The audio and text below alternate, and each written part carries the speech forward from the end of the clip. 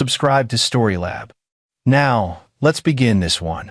The Tuesday morning light filtered through the gaps in the wooden fence behind Rosie's Tavern, where Jonathan Hinton stood with his back against the brick wall, smoking a cigarette he'd bummed from Alex Wheeler.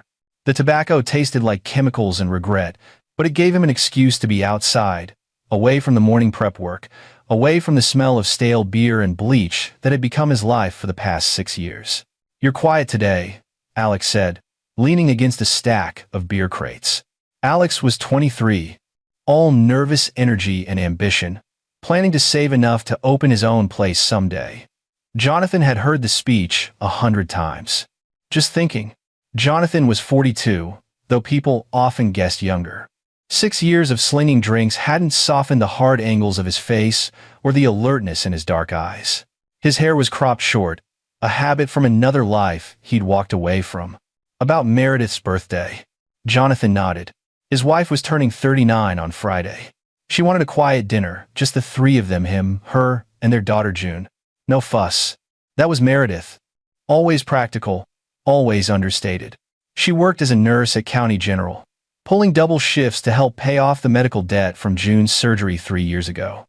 Appendicitis had turned into complications, and even with insurance, they were still climbing out of that hole. "You figure out what to get her?" Alex asked. Before Jonathan could answer, a black Escalade rolled slowly past the alley entrance. Jonathan's eyes tracked it automatically, cataloging details he wished he could forget how to notice. Tinted windows, custom rims, the way it moved with predatory slowness through the neighborhood. The vehicle bore no visible gang markings, but Jonathan knew. Everyone in this part of the city knew. Santos Stanton's crew. The 9th Street Collective, they called themselves, though they were about as collective as a pack of wolves. They'd been growing bolder over the past year, expanding their territory block by block, business by business. Rosie's Tavern sat right on the edge of their claimed turf. "They came by again last night," Alex said quietly, watching the SUV disappear around the corner. "After you left. Marco Potts and 2 others. Jonathan turned his full attention to the younger man. "What did they want?" "Same thing, protection money. They talked to Rosie directly this time. Told her she had until Friday to decide whether she wanted to participate in community partnership." Alex laughed bitterly. "Partnership? Like we have a choice." Jonathan crushed the cigarette under his heel. "What did Rosie say?" "What could she say?" "She told him she'd think about it." Alex pulled out his phone. "Check the time. We should get back inside. Morning rush starts soon."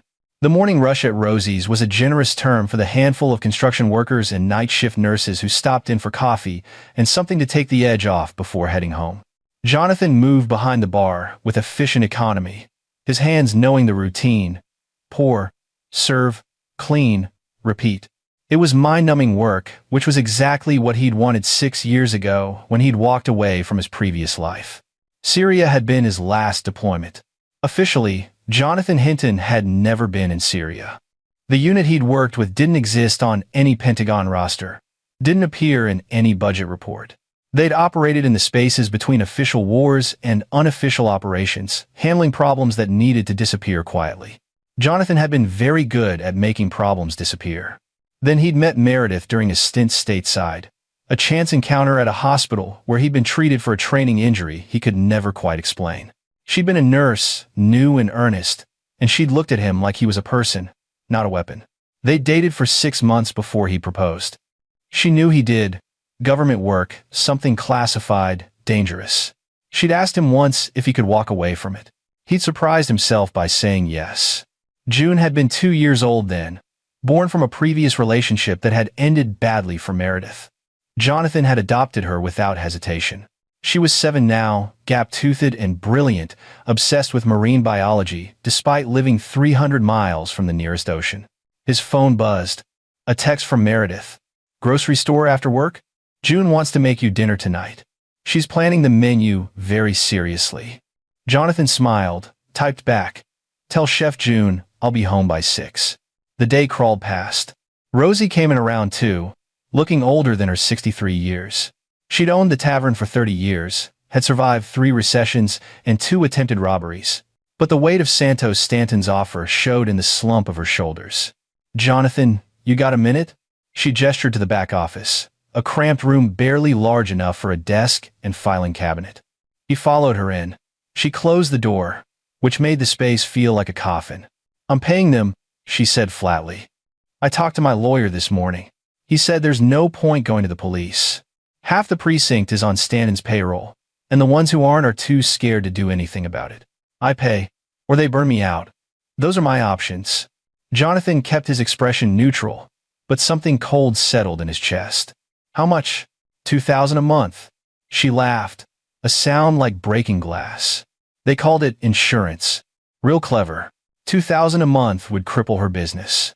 Rosie ran a tight operation, but margins were thin. She'd have to cut staff, cut inventory, cut corners. Eventually, she cut herself right out of business, and Stanton would buy the property for pennies. "There's another way," Jonathan said carefully. Rosie looked at him with tired eyes. "No, there isn't. I know what you're thinking, fight back, stand up, be brave. But I'm not brave, Jonathan. I'm old, and I'm tired, and I want to survive. That's all I've got left in me. Survival." She left him alone in the office. Jonathan stood there, staring at nothing, feeling the old instincts stirring like wolves waking from sleep. He forced them back down.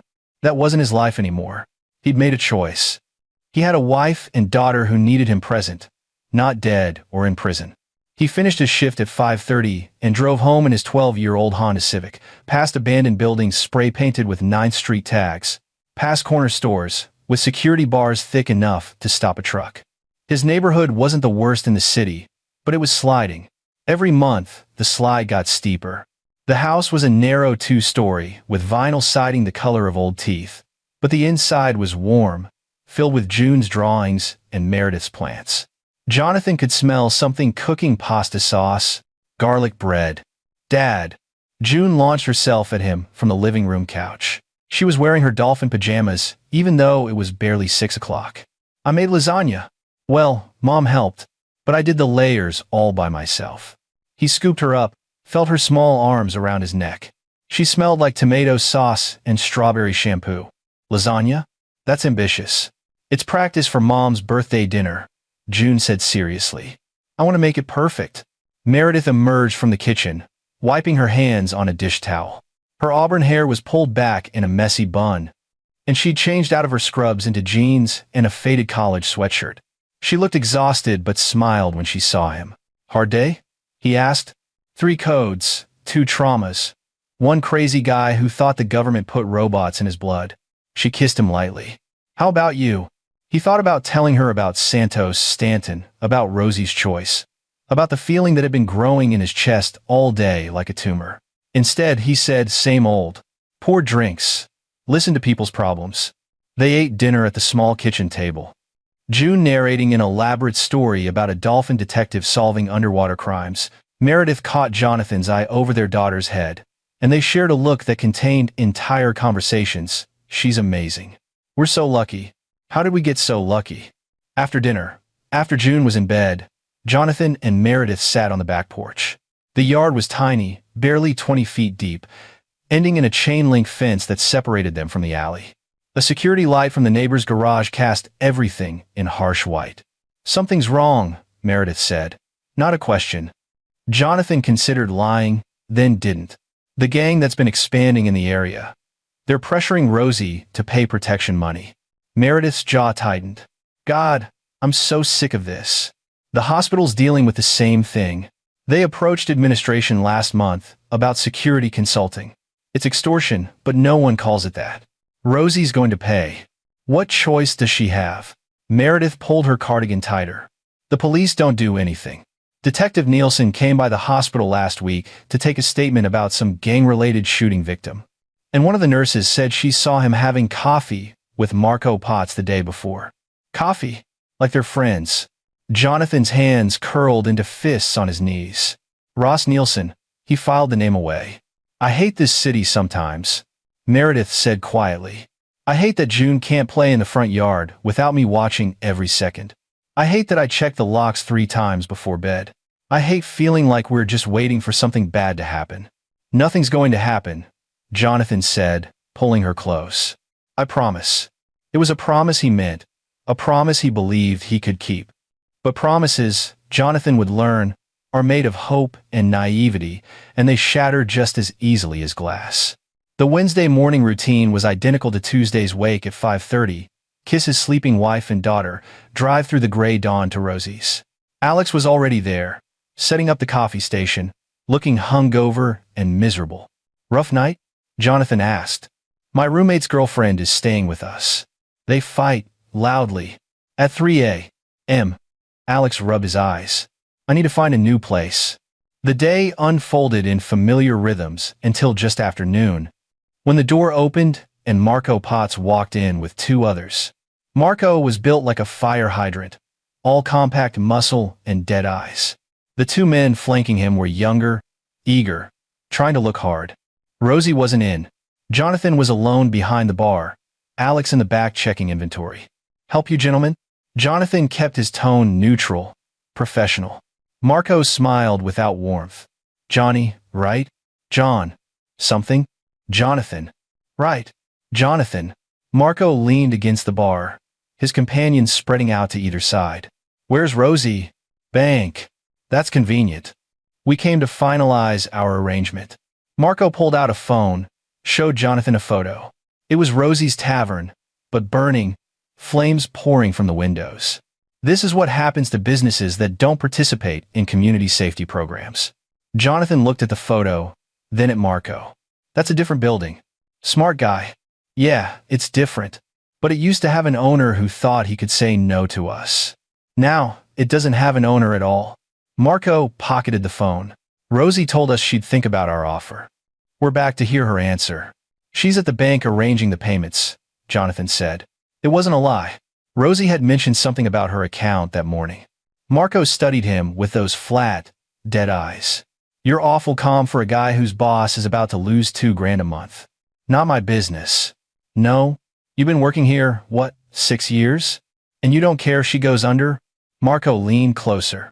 "Or maybe you do care. Maybe you're thinking about being a hero. Let me tell you something about heroes in this neighborhood. They bleed the same as everyone else." One of the younger guys snickered.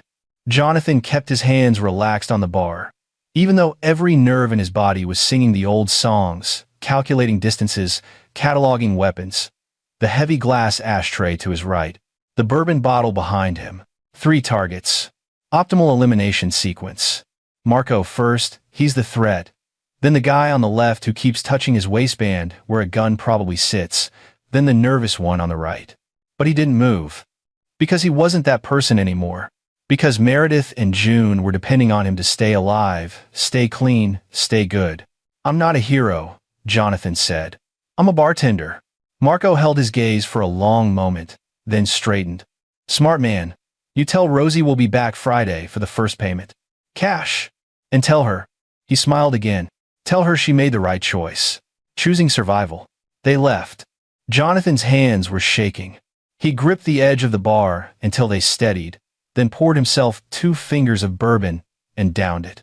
The burn helped. Alex emerged from the back. "Jesus Christ. You okay?" "Fine. I heard everything. I had my phone ready to call 911, but..." Alex shook his head. "What good would that do, right? Cops won't come, and if they do, they'll take statements and nothing happens." Jonathan said nothing. He was thinking about Marco Potts' dead eyes, about Rosie's defeated slump, about Meredith's words on the porch. "We're just waiting for something bad to happen." His phone buzzed. "Meredith. June wants to know if you can pick her up from school today. I have to work late." He texted back. "Of course. What time?" 3:15. "You're the best. Love you." "Love you too." Jonathan put the phone away and got back to work, pouring drinks for the afternoon crowd, making small talk, pretending everything was normal. But under the surface, something was shifting. The wolves were pacing. At 3 o'clock, he told Rosie he needed to leave early for a family thing. She waved him off, distracted, already beaten down by choices she'd had to make. Jonathan drove to Lincoln Elementary, a squat brick building surrounded by a chain-link fence. He parked in the pickup lane and waited. June came out with a group of other kids, her backpack nearly as big as she was. Her face lit up when she saw the car, and she ran over, yanking the door open. "Dad, you're here." She climbed in, buckling herself with practiced efficiency. Mom said you were super busy today. Never too busy for you, Jellybean. He pulled into traffic, heading home. June chattered about her day, a science project on ecosystems. A boy named Tyler who'd pushed her on the playground. Her teacher, Mrs. Kim, who was the nicest teacher ever. Jonathan listened, made appropriate noises. But part of his mind was elsewhere, tracking the black Escalade that had appeared in his rearview mirror 3 blocks back. It stayed 2 cars behind, matching his speed. Jonathan's pulse quickened. He took a right turn. The Escalade followed. Another right. Still there. Dad, you missed our street, June said. I know, honey. We're taking a different way today. He kept his voice light, easy. I want to show you something. He drove through the neighborhood in a seemingly random pattern, but his route was carefully calculated. He was testing, probing. The Escalade stayed with him, not even trying to hide now. Message received. They were being watched. Maybe it was routine Stanton's crew keeping tabs on everyone in their territory. Or maybe Marco had sensed something in the bar, some flicker of defiance that needed to be investigated. Either way, Jonathan couldn't go home. Not with a tail. He couldn't lead them to his house, to Meredith. He pulled into a shopping center parking lot, busy with after-school traffic. The Escalade cruised past slowly, then turned down another row. Not following now, but lingering. Watching. What did you want to show me? June asked, confused. Change of plans. How about we get ice cream while we wait for Mom to finish work? June's eyes widened. It's Wednesday. Ice cream is weekend days. Special occasion. Your brilliant lasagna last night deserves celebration. He unbuckled and got out, scanning the parking lot. The Escalade was gone, but that didn't mean anything. They went into the ice cream shop, ordered cones Rocky Road for her, vanilla for him. They sat by the window, and June talked about dolphins while Jonathan watched the parking lot. 20 minutes passed. No sign of the Escalade. Maybe he'd been paranoid. Maybe the tale had been coincidence. His phone rang. Alex Wheeler. John, where are you? Alex's voice was shaking. Ice cream shop on Hawthorne. Why? You need to come back. Something happened. The police are here. There's... Alex's voice broke. John, I'm so sorry. It's Meredith. The world tilted sideways. Jonathan stood up so fast his chair fell over. What about Meredith? John, she's dead. Someone killed her. In your garage. I gave the police your number, and they said they'd call. But I thought you should hear it from someone who... Jonathan's hand went numb. The phone clattered to the floor. June was staring at him, ice cream forgotten, melting down her hand. Dad? What's wrong? Dad. He couldn't speak, couldn't breathe. His vision tunneled to a single point of absolute darkness. And from that darkness, the wolves emerged, hungry and patient, ready to hunt. Detective Ross Nielsen had the look of a man who'd stopped caring about his job years ago, but still showed up for the paycheck. He was overweight, red-faced, wearing a suit that had been nice in 2010. He stood in Jonathan's garage like he owned it, taking notes on a small pad while 2 uniformed officers kept Jonathan from entering. Mr. Hinton, I understand this is difficult, but I need you to stay out here. This is a crime scene. Jonathan stared past Nielsen's shoulder at the shape covered by a yellow tarp. Meredith, his wife. The woman who'd convinced him life could be good, normal, safe. I want to see her. That's not advisable, sir. I want to see my wife. Nielsen sighed, glanced at the uniformed officers. Give us a minute. They stepped back. Nielsen moved closer, lowering his voice. Mr. Hinton, your wife was murdered. Brutally. You don't want your last memory of her to be. I've seen dead people before. Something flickered in Nielsen's eyes. Is that right? Move. Nielsen didn't move. I've been a detective for 18 years. I've had to tell a lot of people their loved ones are gone. And I've learned that some people think they want to see, but they really don't. Trust me on this. Trust you, Jonathan repeated softly. The words tasted like poison. You're the detective who has coffee with Marco Potts. Nielsen's face went still. Excuse me? You heard me. I don't know what you're talking about. Yes, you do. Jonathan stepped closer. Everyone in this neighborhood knows. Half the precinct is on Santos Stanton's payroll. You're one of them. Nielsen's jaw tightened. You're in shock. You're saying things you don't mean. I'm going to pretend I didn't hear that. Did they kill her? Jonathan's voice was barely above a whisper. Was this Stanton? We don't know who did this yet. We're investigating. You're lying. Mr. Hinton, was there a note? Nielsen's eyes flickered. Just for a second, but Jonathan caught it. What note? Nielsen asked. You know what note. They stared at each other. Finally, Nielsen pulled out his phone, showed Jonathan a photo. It was Meredith's body. Jonathan refused to let his eyes focus on the details. On the brutality, and on her chest, a piece of paper. He zoomed in. The note read, Your daughter is next. 47 witnesses saw nothing. Jonathan's hands clenched into fists. 47 witnesses. Every house on this block, Nielsen said quietly. Every window. Every neighbor. We're canvassing now, but... He trailed off. But no one saw anything. People in this neighborhood have learned it's safer not to see. And you? What have you learned is safer? Nielsen's face hardened. I'm going to pretend you're in shock and give you a pass on that attitude. But I need you to think carefully about your next moves, Mr. Hinton. Your wife is dead. Your daughter is mentioned in a threat. The smart thing, the only thing, is to cooperate with us. Let us do our job, and keep your head down. Keep my head down, Jonathan repeated. That's right, because if you do something stupid, something reckless, you're going to end up dead or in prison. And then where does that leave your little girl? Jonathan looked past Nielsen again. At the tarp, at the shape that used to be the woman he loved. He thought about the Escalade following him.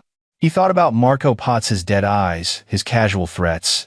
He thought about Santos Stanton, sitting somewhere comfortable, giving orders, playing puppet master. And he thought about June, sitting in a neighbor's house right now, not knowing her mother was dead, not knowing she'd been threatened, not knowing her world had just ended. Where's my daughter? Jonathan asked. Neighbor took her, Mrs. Barron, I think. Said she'd watch her until you were ready. Jonathan started walking toward Harriet Barron's house, 2 doors down. Nielsen called after him. Mr. Hinton, I'm serious. Don't do anything stupid. We'll catch whoever did this. Jonathan didn't turn around. No, you won't. He walked away, leaving Nielsen standing in the garage, next to a body that would become a statistic, another unsolved murder in a city full of them. Harriet Barron was 71, a widow who'd lived on the block longer than anyone else. She opened her door with red-rimmed eyes, June visible behind her, sitting on a worn couch, clutching a stuffed dolphin. Jonathan, I'm so sorry. Harriet whispered. I saw the police cars, and when they said, I just grabbed June and brought her here. I didn't know what else to do. Thank you. He moved past her into the house. June looked up at him, and he saw in her eyes that she knew something terrible had happened, even if she didn't know exactly what. Dad, where's Mom? He knelt in front of her, taking her small hands in his. And for the first time in 6 years, Jonathan Hinton allowed himself to feel the weight of what he'd given up, the skills he'd buried, the man he'd tried to stop being. Mom's gone, Jellybean. She's not coming back. June's face crumpled. She threw herself at him, sobbing into his shoulder, and Jonathan held her, feeling something inside him break and reform into something harder, colder, more familiar. He'd made a promise to Meredith that nothing would happen. He'd failed, but he could make a new promise now. To June, to Meredith's memory, to himself. The people who did this would pay. All of them. The ones who gave the orders, the ones who followed them, and the ones who looked away.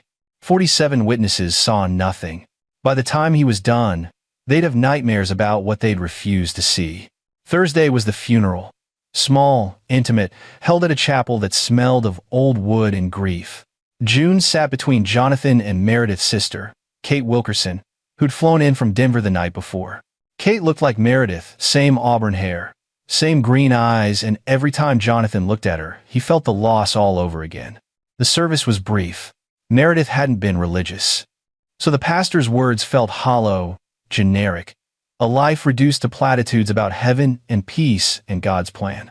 Jonathan sat through it with his jaw clenched, feeling June's small hand in his, her shoulders shaking with silent tears. Afterward, at the reception in the chapel basement, people approached with condolences that meant nothing. Coworkers from the hospital, neighbors from the block, Alex Wheeler, looking lost, Rosie, crying openly. Ross Nielsen showed up, which took nerve. He cornered Jonathan by the coffee urn. I wanted to give you an update, Nielsen said quietly. We're pursuing several leads. Are you? We found evidence that suggests this might be gang-related, but we're... Which gang? Nielsen hesitated. We're not prepared to name suspects at this time. Santos Stanton's crew.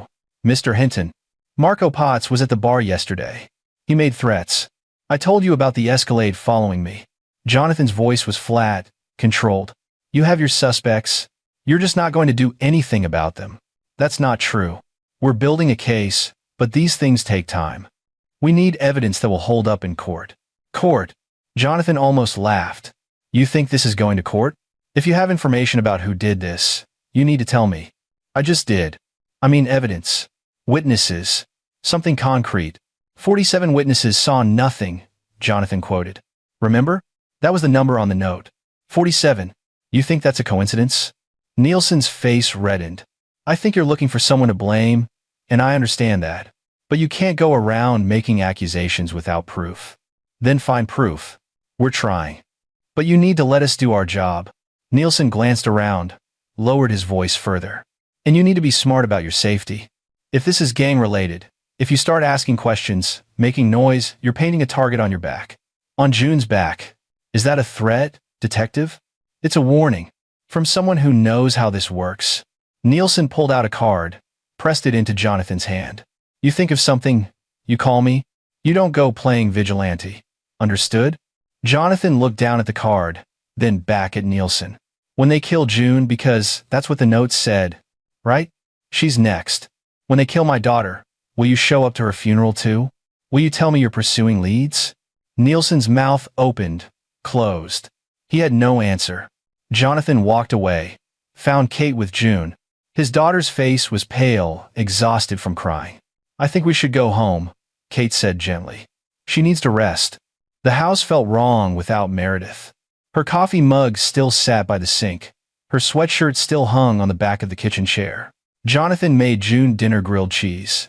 Because it was simple, and she wasn't eating anyway while Kate cleaned up, trying to be helpful, trying to fill the impossible void. That night, after June finally fell asleep in her bed, clutching her dolphin, Kate found Jonathan sitting in the dark living room. I should stay a few days, she said. Help with June. You've got a lot to deal with. I appreciate that. She sat down across from him. The detective said it might be gang-related. Is that true? Yes. Then we should leave. You and June. Come to Denver. Stay with me until they catch whoever did this. They won't catch them. You don't know that. Yes, I do. Jonathan looked at his sister-in-law. The gang owns this neighborhood. The police are bought. There's no justice coming, Kate. Not through official channels. She was quiet for a moment. Meredith told me about your past. Not details, but she said you'd done dangerous work for the government. That you'd walked away from it. I did. Maybe you should walk away from this too. Take June somewhere safe. Start over.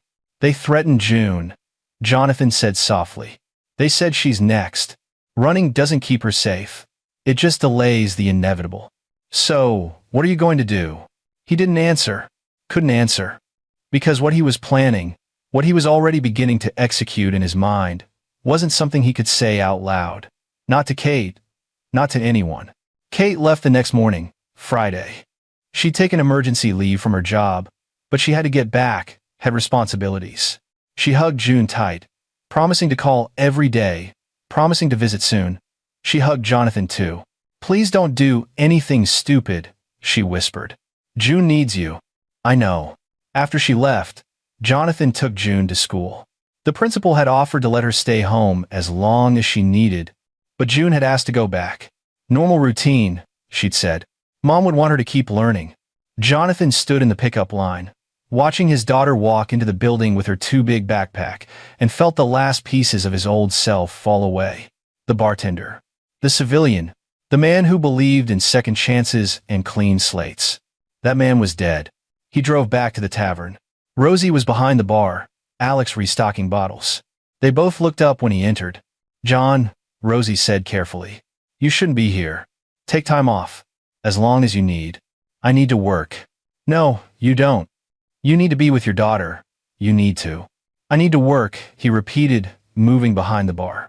And I need you to tell me everything you know about Santos Stanton and Marco Potts." The bar went silent. Rosie and Alex exchanged glances. "John," Alex said, "what are you planning?" Jonathan met his eyes. "They killed Meredith. They threatened June. The police won't do anything. So, I'm going to do something." "That's suicide," Rosie said. "They'll kill you." "Maybe. Definitely. And then what happens to June?" "Then she grows up knowing her father fought for her mother. That he didn't just roll over." Jonathan's voice was steady, cold. "But I'm not planning to die. I'm planning something else." "What?" Alex asked. Jonathan smiled, and it was not a friendly expression. "I'm planning to remind them that some people know how to fight back." He pulled out his phone, opened the search browser, and typed Santos Stanton 9th Street Collective. Friday afternoon, he stopped being a bartender. He started being what he was in Syria, a specialist, an operator, a weapon, and by Monday morning, 17 gang members would understand exactly what that meant. Jonathan spent Friday gathering intelligence. It was what he did best, what he'd been trained for in a dozen different countries, in missions that officially never happened. The military had spent $2 million training him to be a predator. 6 years behind a bar hadn't erased that investment. He started with the obvious social media. Santos Stanton wasn't stupid enough to run his criminal enterprise from Facebook, but his crew wasn't as careful. Jonathan found Marco Potts' Instagram. Photos of stacks of cash, expensive cars, nights at clubs, location tags, timestamps, the digital footprints of young men who thought they were untouchable. One post from 3 days ago showed Marco and 4 others outside a warehouse on Delmont Street. The graffiti on the wall matched known 9th Street tags. Jonathan screenshotted it, ran the address through Google Maps. The warehouse sat at the edge of the industrial district, surrounded by abandoned factories and empty lots. Perfect for what he had planned. He cross-referenced names from Marco's posts with arrest records, public information, easily accessible. Brent Nolan, arrested twice for assault. Wesley Edwards, weapons charges dropped on a technicality. Juan Owens, distribution. The pattern was clear. Multiple arrests, minimal convictions.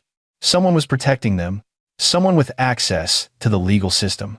Detective Ross Nielsen's name appeared in 3 of the arrest reports as the investigating officer. Jonathan printed everything, created a physical file. Digital was vulnerable to deletion, to hacking. Paper was old-fashioned, but reliable. At 1 o'clock, he picked up June from school. She was quiet in the car, staring out the window. "How was your day?" "Jellybean." "Okay. Mrs. Kim said I could talk to the counselor if I wanted." I said no. "You can change your mind. It's okay to talk about how you're feeling." "I don't want to talk." June looked at him. "I want Mom back." "I know, honey. Me too. Can we do that? Can we bring her back?" Jonathan's chest tightened. "No, we can't." "Then what can we do?" He thought about lying, about giving her platitudes about healing and time and staying strong. But June deserved better than lies. "We can make sure the people who hurt her face consequences." "You mean the police will arrest them?" "Something like that." June was quiet for a moment. "Dad, you seem different. Since Wednesday. You seem scary." "Do I scare you?" "No. You scare other people, I think." She paused. "Is that a good thing?" "Sometimes," Jonathan said carefully.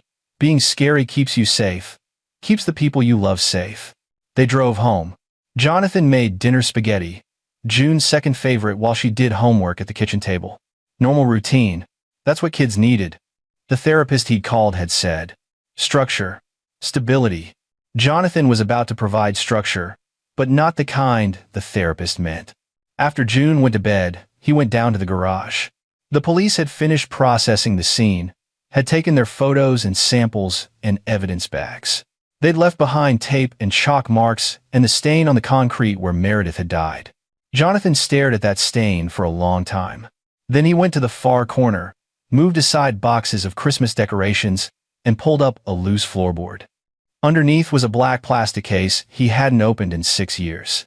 Inside, a Glock 19, disassembled and packed in Cosmoline.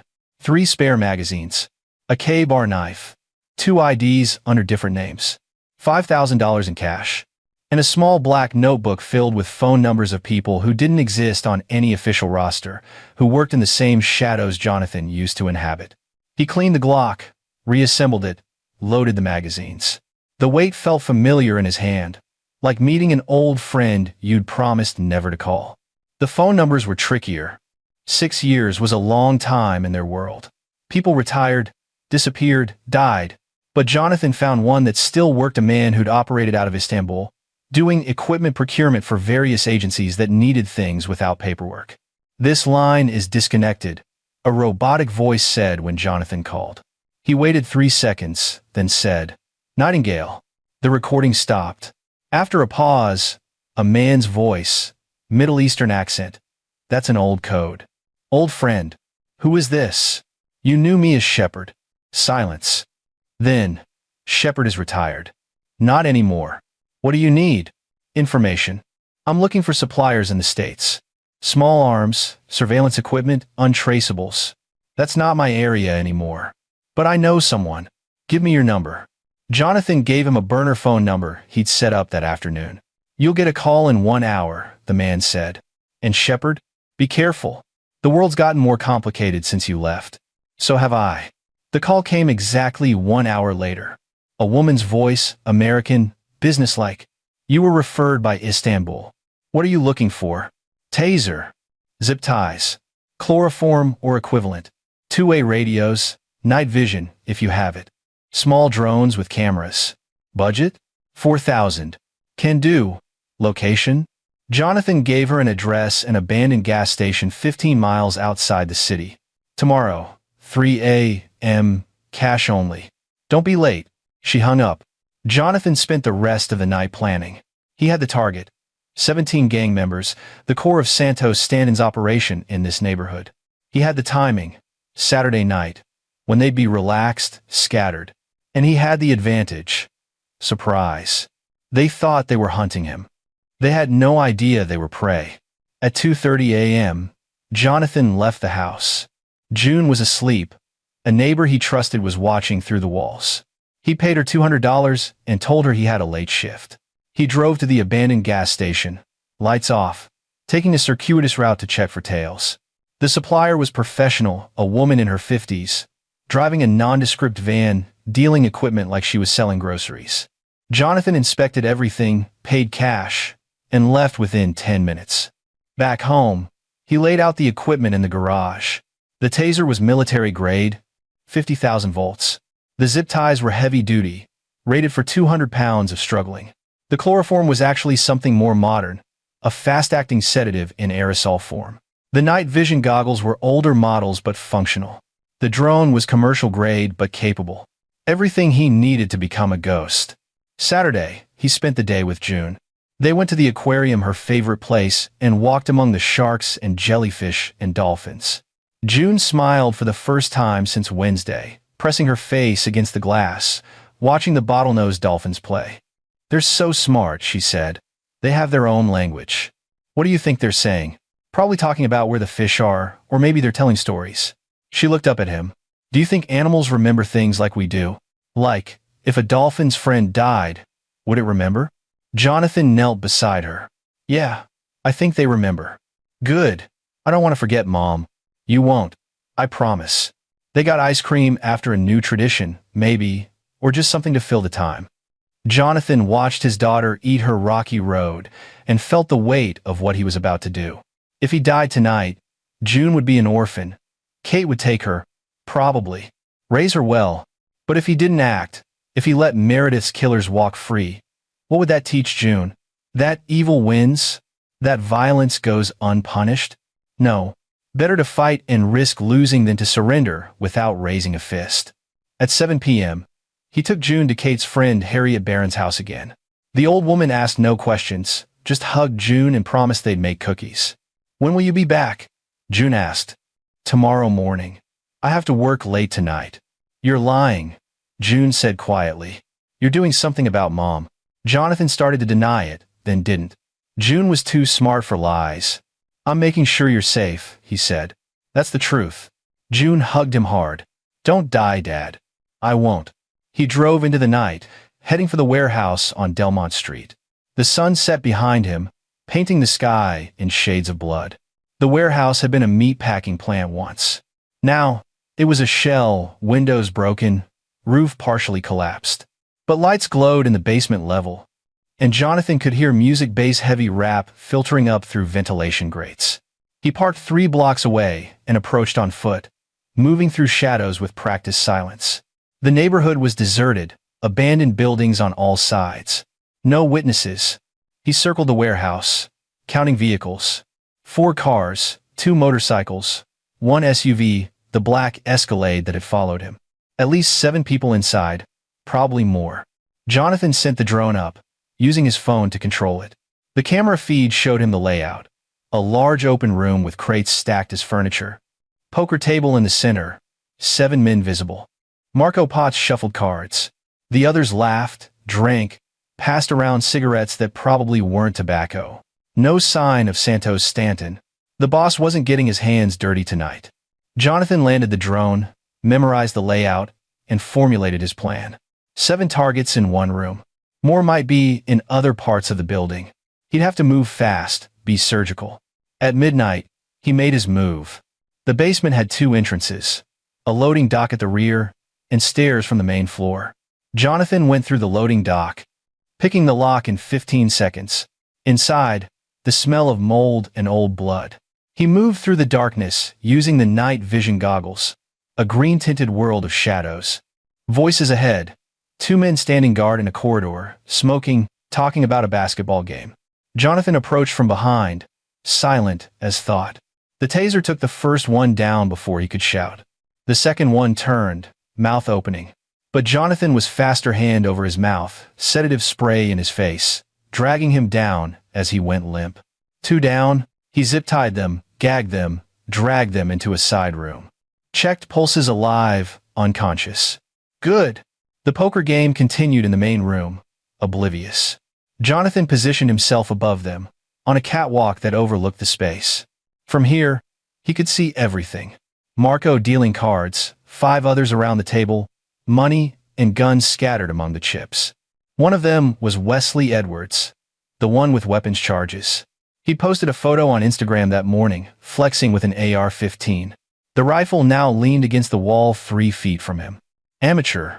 Jonathan pulled out a small speaker, set it on the catwalk, and connected it to his phone. Then he used a voice modulator app, something he'd downloaded that afternoon, and played a recording he'd made. The speaker crackled to life with Marco Potts' own voice, distorted and echoing. 47 witnesses saw nothing.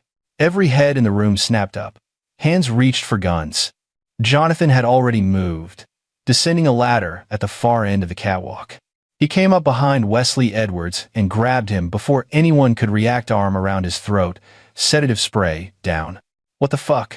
Marco was on his feet, gun drawn, spinning wildly. Who's there? Jonathan was already moving, using the crates for cover. Another spray of the sedative caught his second man, Brent Nolan, as he tried to flank around. He dropped like a puppet with cut strings. Now, they were panicking, firing blindly into the darkness.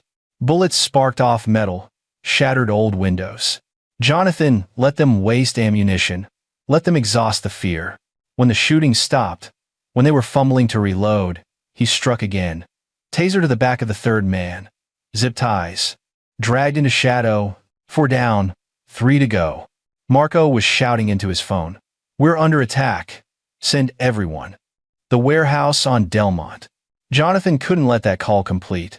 He moved fast, came up behind Marco, and yanked the phone away. Marco spun, swinging a wild punch. Jonathan blocked it, delivered 3 precise strikes, ribs, solar plexus, temple. Marco went down gasping. The last 2 made a run for it, heading for the stairs. Jonathan let them go, let them think they were escaping. They burst out into the night and found themselves face to face with the drone, hovering at eye level, camera recording. Both men froze.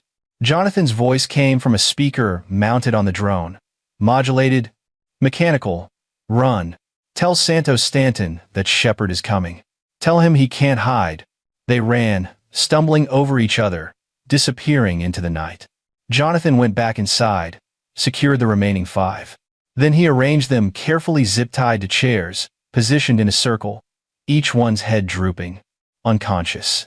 In the center of the circle, he placed a piece of paper, written in thick black marker, 17. Started with 7. Your daughter is next became my daughter is coming for you. Next to the paper, he placed Marco Potts's phone and a small Bluetooth speaker. Then, he left, melting back into the shadows, driving away before the reinforcements arrived. By the time Santos Stanton's crew showed up, 12 men, heavily armed, ready for war. They found their friends unconscious, humiliated, marked. The message was clear. Someone was hunting them, someone they couldn't see coming. And he'd only just started.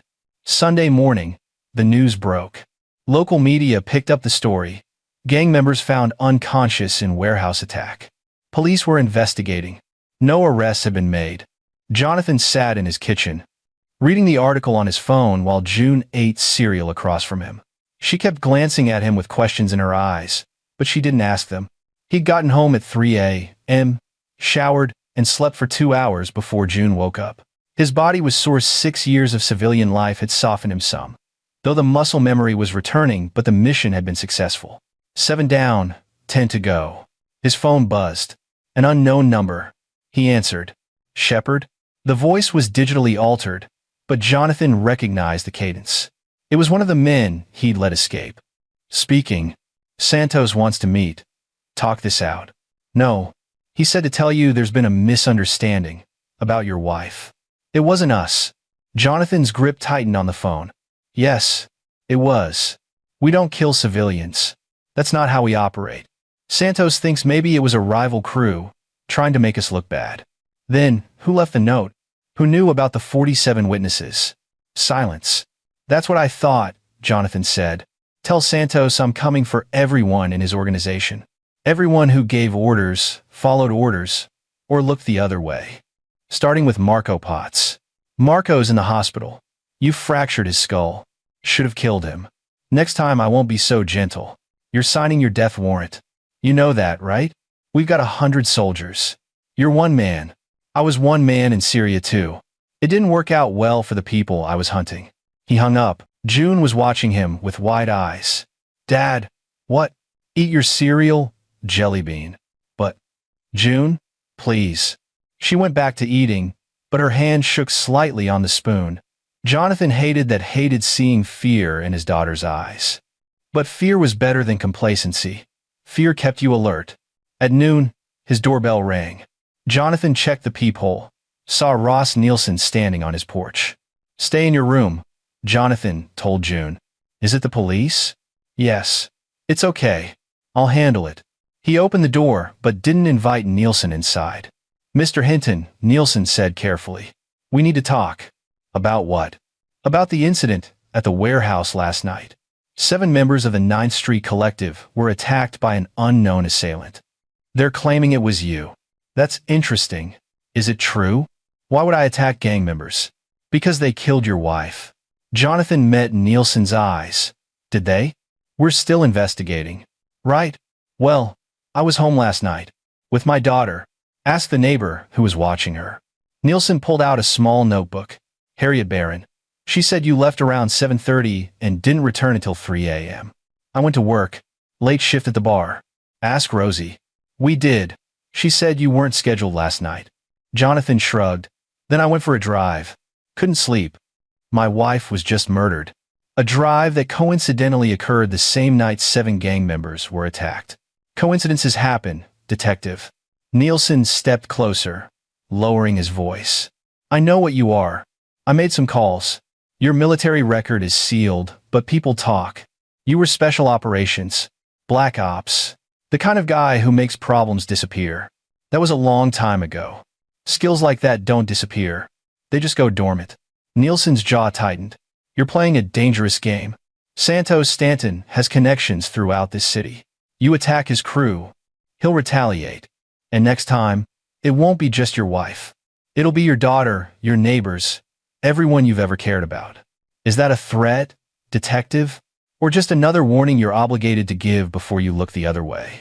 I'm trying to help you. Help me? You're on Stanton's payroll. Everyone knows it. So either arrest me or get off my porch. Nielsen's face reddened. You don't have proof of that. Not yet. They stared at each other. Finally, Nielsen stepped back. You're making a mistake, he said. One you can't come back from. The mistake was already made. Detective. Wednesday afternoon, in my garage. Everything that happens now is just consequence. Nielsen left. Jonathan watched him drive away, then called the neighbor who'd watched June last night. Paid her another $200 to forget exactly what time he'd left and returned. Money bought a lot of forgetfulness in this neighborhood. Sunday afternoon, he took June to visit Meredith's grave. They'd buried her at Fairview Cemetery, under an oak tree, in a plot that had cost more than Jonathan could afford.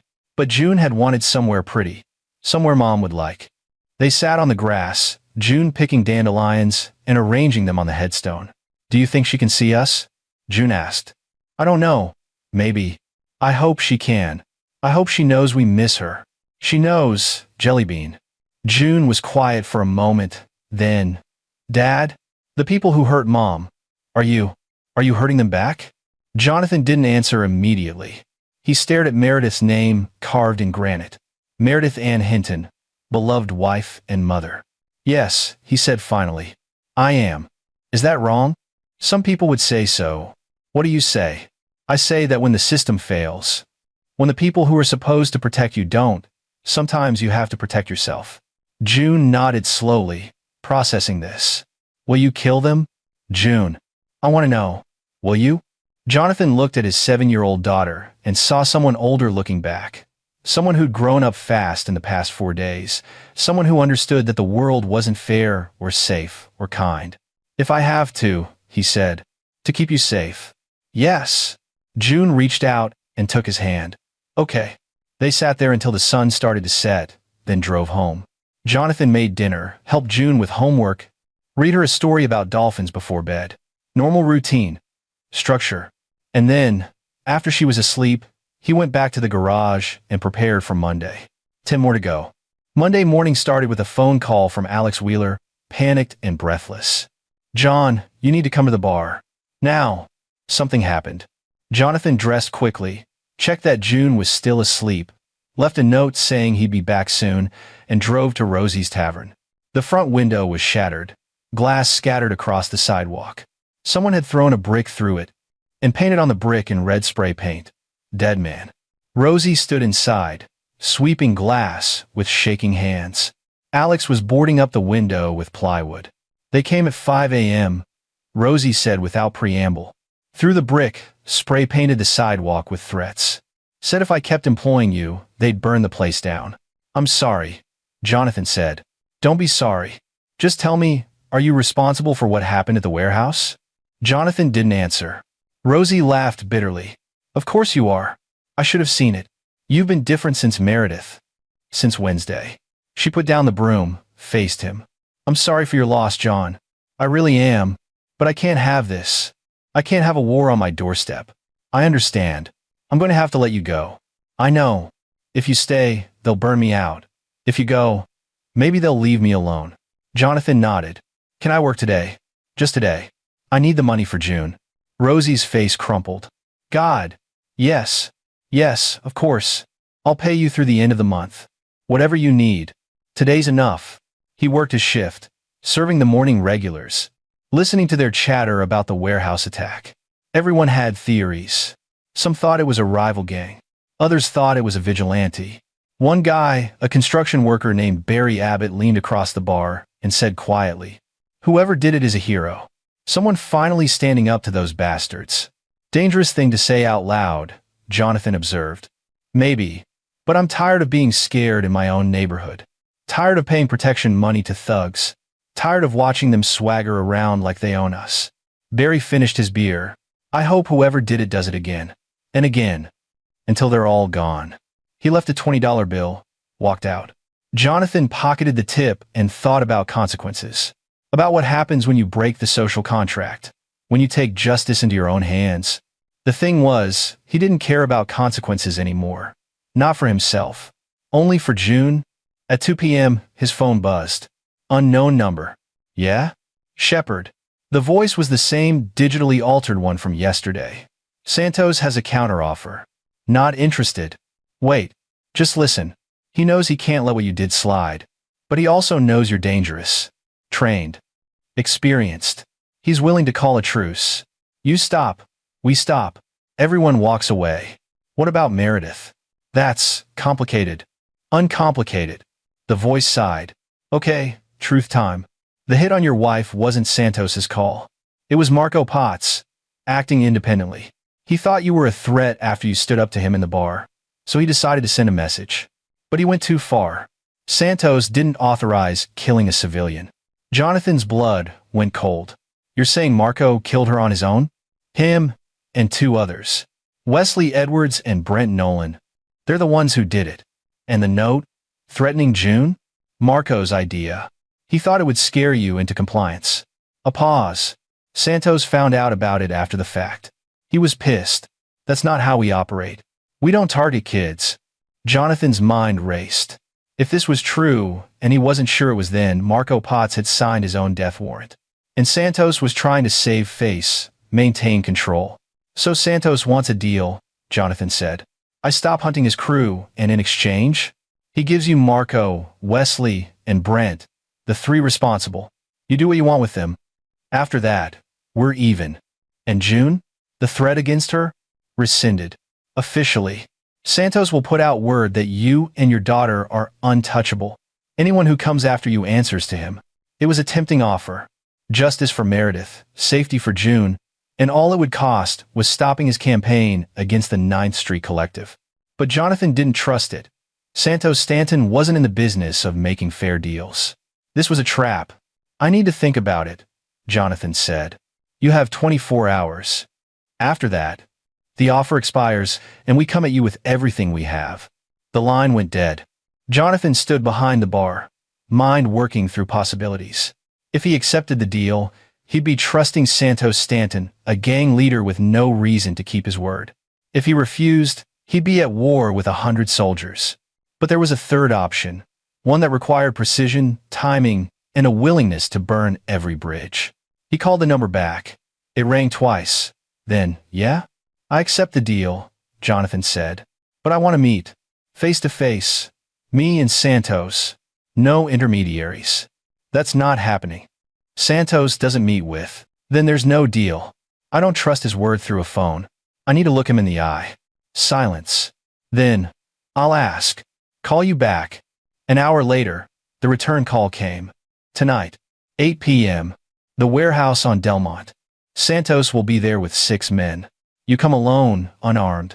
We'll verify before you enter. Agreed. But I want Marco, Wesley, and Brent there too. I want to see them. Marco's still in the hospital. Then bring him in a wheelchair. I want all 3. Another pause. Fine. 8 p.m. Don't be late. Jonathan ended his shift, drove home, and found June eating a snack at the kitchen table.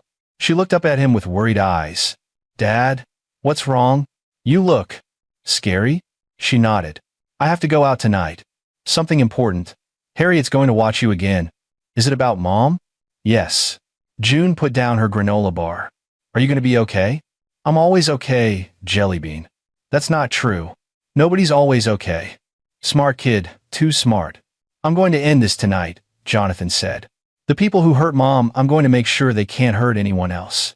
And then, it'll be over. We can move on. Start healing. Promise. Promise. He spent the afternoon preparing.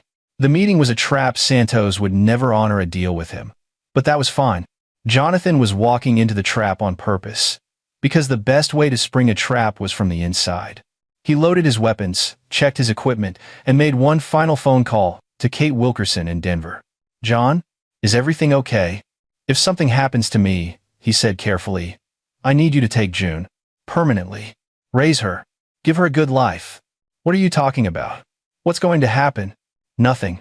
Probably nothing. But I need to know she'll be taken care of. Jonathan, you're scaring me. Just promise. I promise. Of course, I promise. But please, whatever you're planning, I have to go. Tell June I love her if. Just tell her. He hung up before Kate could respond. At 7:30, he dropped June at Harriet's house, hugged her tight, and drove toward the warehouse on Delmont Street. The sun was setting, painting everything in shades of orange and blood. Jonathan's hands were steady on the wheel. He'd been trained to accept death as a possibility, to operate despite fear. But tonight, he felt something different, not fear, but clarity. Everything had led to this moment. Every choice, every sacrifice, every bullet dodged in Syria, and every drink poured in the bar. This was always where he was heading. Back to the darkness. Back to the work. At 8 p.m., he parked outside the warehouse and walked to the entrance. Two men frisked him roughly, found the weapons he'd intentionally made obvious: the Glock in his waistband, the knife in his boot. They confiscated both. "You're clear." Inside, they hadn't found the second knife taped to his spine, or the ceramic blade hidden in his belt buckle, or the miniature taser in his watch. Jonathan had been frisked by professionals in a dozen countries. These amateurs were predictable. The basement was lit with work lights, now harsh and bright. Santos Stanton sat in the center, flanked by 6 armed men. He was younger than Jonathan expected, maybe 35, dressed in expensive casual wear, gold chains, confident posture. This was a man who'd built an empire through violence and intimidation. To Santos's left, in a wheelchair, was Marco Potts. His head was bandaged, face bruised. Standing beside him were Wesley Edwards and Brent Nolan, both looking nervous. "Shepard," Santos said, standing. "Glad you could make it. We have a lot to discuss." Jonathan walked forward slowly, hands visible, non-threatening. But his eyes were cataloging everything: exit routes, weapon positions, threat assessment. "Before we talk," Santos continued, "I want you to know I respect you. What you did Saturday night, taking down 7 of my men without killing any of them, that's skill. That's discipline. I could use someone like you. I'm not for hire. Everyone's for hire. It's just a question of price." Santos smiled.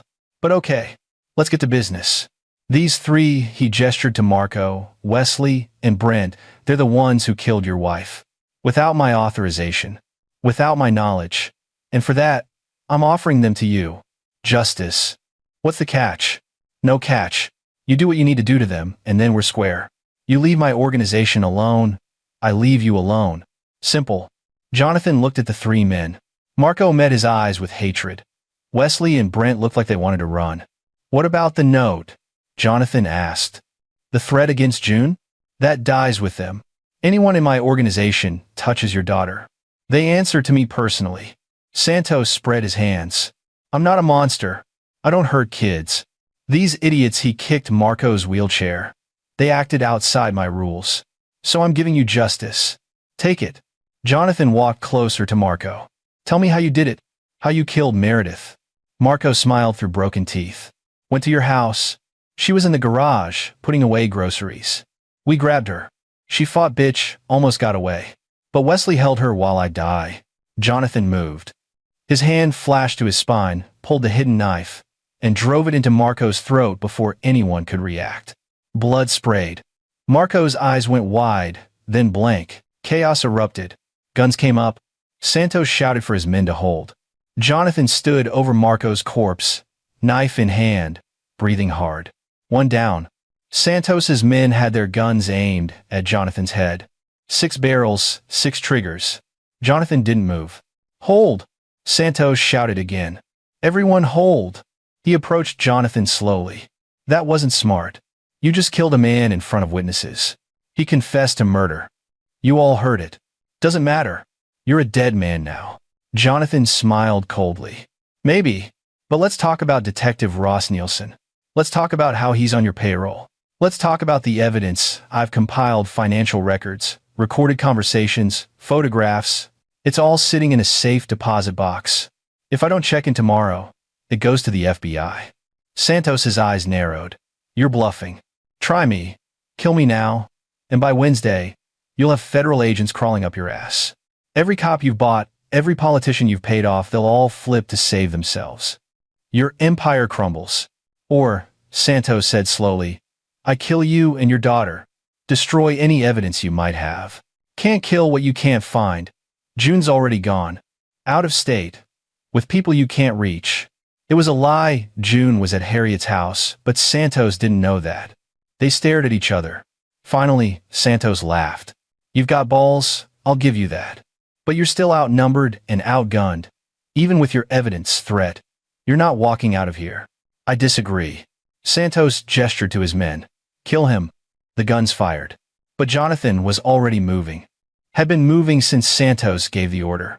He positioned himself perfectly, Marco's wheelchair between him and 3 of the shooters. Wesley Edwards' body as a human shield from the others. The bullets hit Wesley instead of Jonathan. The man went down screaming. Jonathan used the momentum to roll behind a concrete pillar, pulling the ceramic blade from his belt buckle. 6 shooters, now firing at the pillar. Jonathan counted shots, waited for the pause when they'd need to reload. 3 seconds. 2. 1. He moved. The taser in his watch caught the nearest shooter in the neck. Down. The ceramic blade went into the second shooter's kidney. Down. Jonathan grabbed the fallen man's gun, a Glock 19, same as his old one, and fired 3 precise shots. 3 more down. That left Santos Stanton and Brent Nolan, both scrambling for the exit. Jonathan shot Brent in the leg. He went down howling. Santos made it to the stairs, but Jonathan was faster, cutting him off. It's over, Jonathan said, gun aimed at Santos's chest. Santos raised his hands, breathing hard. You can't kill me. I'm too connected. People will come after you. Let them come. And what about your daughter? You really think she'll be safe if you kill me? My crew will hunt her forever. Jonathan considered this. Santos was right, killing him would paint a permanent target on June's back. The 9th Street Collective would never stop. Unless there was no 9th Street Collective left to come after her. You're right, Jonathan said. I can't kill you, but I can do something better. He lowered the gun slightly, gestured for Santos to put his hands behind his back. Confused, Santos complied. Jonathan zip-tied him, then did the same to Brent Nolan, who was crying from pain and fear. Then Jonathan pulled out his phone and dialed 911. I'd like to report a mass shooting at a warehouse on Delmont Street. Multiple casualties. The shooter is Santos Stanton, leader of the 9th Street Collective. He's still here, tied up. I'm a concerned citizen. Please send units immediately. He hung up, looked at Santos. Here's what's going to happen. The police will find you here with 6 dead bodies and evidence of your criminal enterprise. The guns have your fingerprints. I made sure of that when I arranged them. Witnesses will place you here tonight. And Detective Nielsen? He's going to be too busy saving his own ass to help you. You set me up, Santos whispered. I did. And by the time you get out of prison, if you get out, June will be grown and I'll be long gone. Either way, you'll never touch her. Santos lunged, tried to headbutt Jonathan. Jonathan sidestepped, delivered a precise punch to Santos's temple. The gang leader went down unconscious. Jonathan heard sirens in the distance. Time to go. He took the back exit, moving through the darkness with practiced efficiency. By the time the police arrived, he was 3 blocks away, ditching his gloves and blood-spattered shirt in a dumpster, walking calmly toward his car. His phone rang. Detective Nielsen. Mr. Hinton. Where are you? Home. Why? There's been an incident at the warehouse. Multiple casualties. That's terrible. Santos Stanton is in custody. He's claiming you were there, that you set him up. That's interesting. I was home with my daughter all evening. My neighbor can confirm. Silence. Then, this isn't over. Yes, detective. It is. Jonathan drove home, picked up June from Harriet's house, and carried his sleeping daughter to her bed. He tucked her in, kissed her forehead, and whispered, "It's over, Jellybean. You're safe now." 2 weeks later, Santos Stanton was indicted on 17 counts, including murder, conspiracy, racketeering, and weapons charges. The evidence was overwhelming. Ballistics matched the guns found at the scene to multiple unsolved homicides. Financial records, somehow leaked to the press, showed connections between Santos and several police officers, including Detective Ross Nielsen. Nielsen was placed on administrative leave pending investigation. 3 other officers were arrested. The 9th Street Collective, leaderless and under federal scrutiny, collapsed. Some members scattered, others were arrested. A few, like Juan Owens and Brent Nolan, turned state's evidence in exchange for reduced sentences. The neighborhood began to breathe again. Jonathan sold the house. Too many memories, too much blood, and moved with June to a suburb 40 minutes away.